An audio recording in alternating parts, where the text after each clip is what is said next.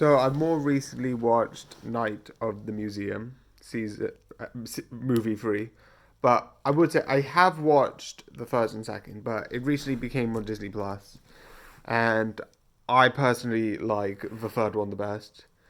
I would say you could say I have a bit of a bias because it does take place in England, but the main reason why I like it is the sort of antagonist. I don't know if you count it as an antagonist, but sort of like obstacle throughout, where you have one of the Knights of the Round Table, and sort of his character really works. It's really interesting, and I would definitely say the first movie was really good. It definitely built up the story really well, and it definitely built up the Night Guard's character really well. Definitely compared It's definitely interesting seeing them with historical characters. I don't know how accurate they got to the personalities of each one of them. Some of them, some of them might be accurate. I don't know.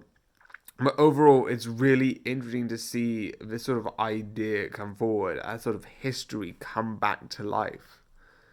Definitely with some of the things in it, and overall, I think they got it to the sequel, I think they improved it. Definitely with some elements becoming more and more better. It's just interesting, amazing, and definitely develops the story in an interesting way. And in the first one I don't think they had a good villain. Overall, it was interesting and a kind of fun idea, but compared to the other movies, it's not really that good. The second movie, I just liked the villain a lot more.